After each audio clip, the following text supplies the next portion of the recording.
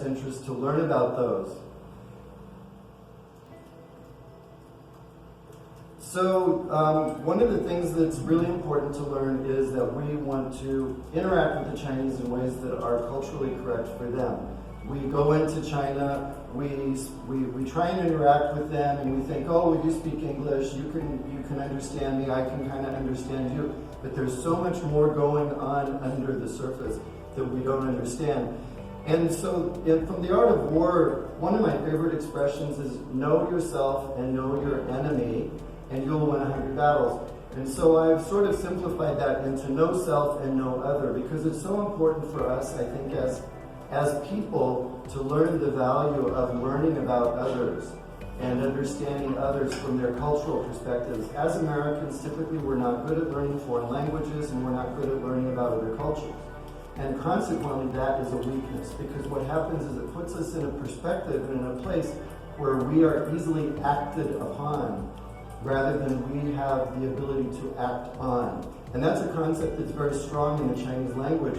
There's just a simple expression, to be acted upon versus acted on, and so, or act on. And so that concept for us is that we're very much in the acted upon. We're in that perspective where people can take action on us, and we don't have the background or the knowledge to be able to understand how to maneuver or move out of those challenging situations.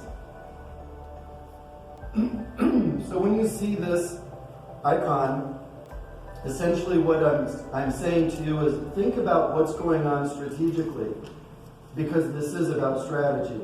So what is the strategy that's being applied in whatever you see that icon? A lot of times we tend to think that modernization means westernization, and I think as the world is changing and as the East is becoming is taking its new place in the global economy, that we're going to find that westernization is not modernization. Modernization is modernization, and it can be applied to East or West.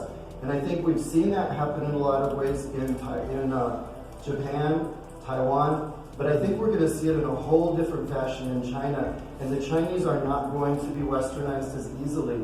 If we even look at Japan, the Japanese accepted and made adjustments to their culture in order to interact with Westerners, but they are still very culturally Japanese.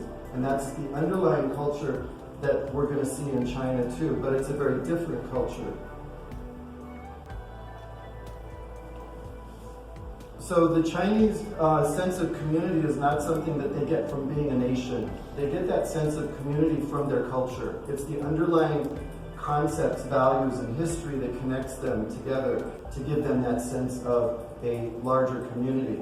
And the same goes for their sense of culture, which is channeled through their language. The language channels a lot of culture, and through their literature.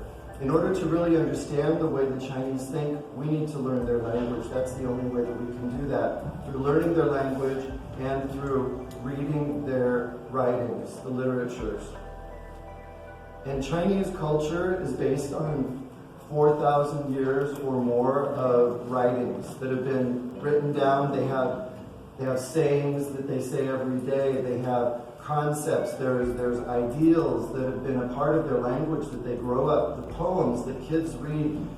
There's a set of poems that's for children. It's the 300 poems. And I was just watching a YouTube video the other day of a contest of a little boy, 5 years old, where he had learned all 300 of these poems and memorized them. And so what they did is they challenged him by taking 4 characters from each poem at a different space within that poem, and challenged him to be able to remember and guess 10 poems, and he was able to do it. There was only one point where he had a challenge, and so they told him the name of the person who wrote the poem, and then he was able to come out with it. Then they went with only 3 characters, and he struggled, but he was able to do it. And so this is showing me that the Chinese are not leaving their culture and their heritage behind. They're very much embracing it, and they're actually pushing forward even that much more because of technology and because of the modernization. They're using ways to maintain that base cultural understanding and knowledge. And then the 3 basic philosophies that Chinese culture is established on. Confucianism, Buddhism, and Taoism. And those are also three very important philosophical ideals that are the basis of the Chinese culture. And then there's a lot of other writers and philosophers and thinkers who work within those three areas. But these are the main philosophies that the Chinese live by. We're a basically Christian-based philosophy. They're not. And so you can just, that alone, you can understand the vast differences in how we see the world. So the foundation of Chinese culture is based on three philosophies: Confucianism, Buddhism, and Taoism. Confucianism essentially teaches people how to interact within society, the proper ways of interacting with people, understanding the different hierarchies within society and how to maneuver those. Buddhism teaches us about how to understand our inner world, our thoughts, our relationship with ourselves, and how we see the world.